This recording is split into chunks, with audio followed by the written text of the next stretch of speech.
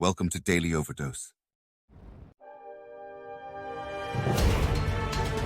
What would it be like to be a fully mature, self-actualizing, fully functioning human being?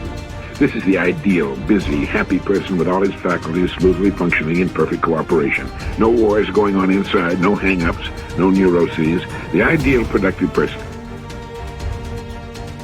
These self-actualized people are more accurate in their prediction of future events. They see more fully, and their judgment extends to an understanding of art, music, politics, and philosophy. Yet they have a kind of humility, the ability to listen carefully to others, to admit they don't know everything, and that others can teach them. It's so important for you and me to be stretched beyond where we are. It's too easy to just comfortably sit and stop growing.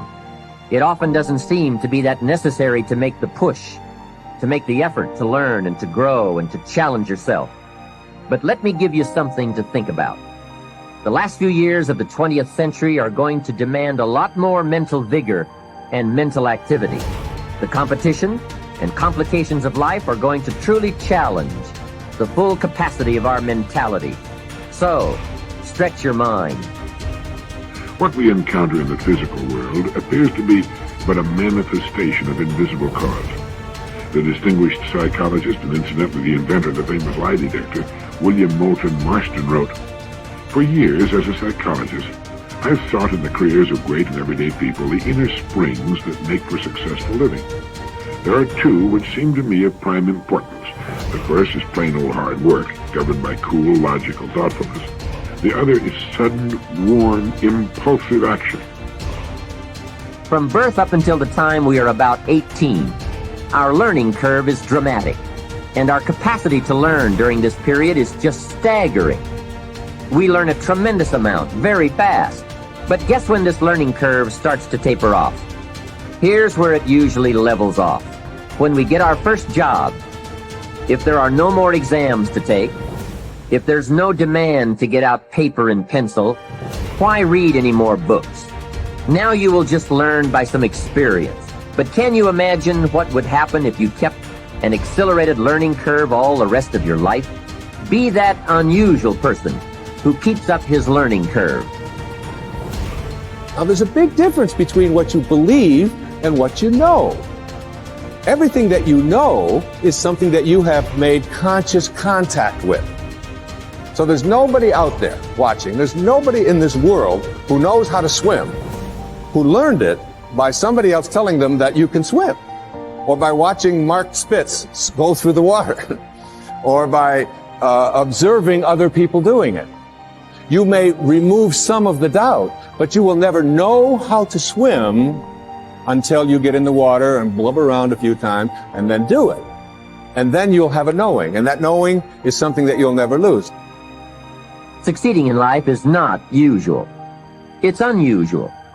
You need to develop some unusual habits to earn the outstanding rewards. The subconscious mind and wealth. The trouble with most people is that they have no invisible means of support when business falls away, or the stock market drops, or they lose their investments. They seem helpless. The reason for such insecurity is that they do not know how to tap the subconscious mind. They are unacquainted with the inexhaustible storehouse within. A man with a poverty-type mind finds himself in poverty-stricken conditions. Another man with a mind filled with ideas of wealth is surrounded with everything he needs. It was never intended that man should lead a life of indigence. You can be wealthy, have everything you need, and plenty to spare. Your words have power to cleanse your mind of wrong ideas and to instill right ideas in their place.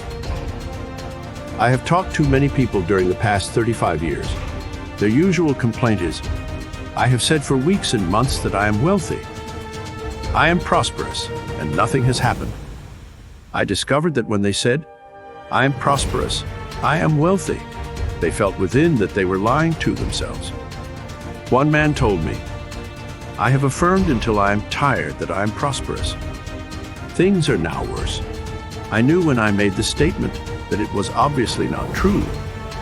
His statements and those of the others were rejected by the conscious mind, and the very opposite of what they affirmed and claimed was made manifest. Autosuggestion succeeds best when it is specific, and it does not produce a mental conflict or argument. Hence, the statements made by this man made matters worse, because they suggested his lack.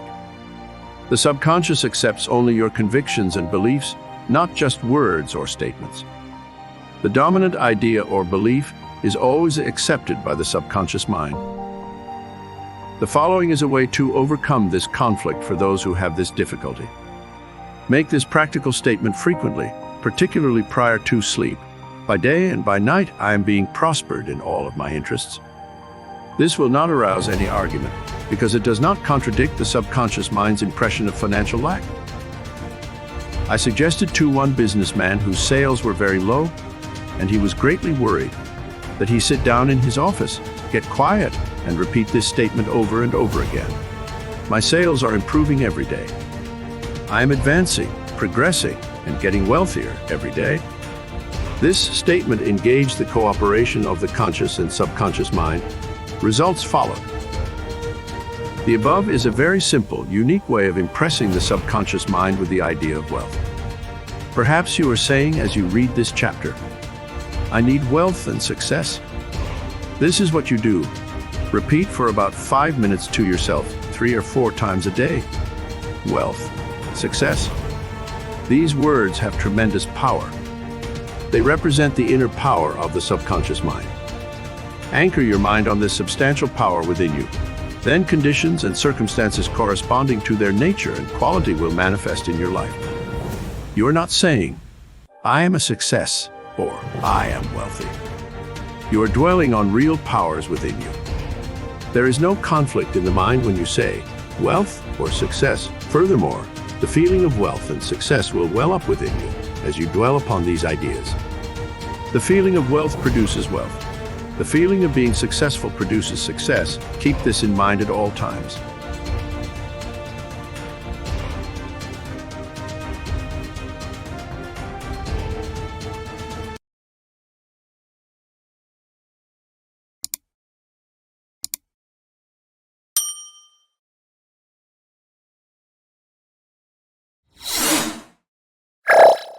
Thank you for watching our videos.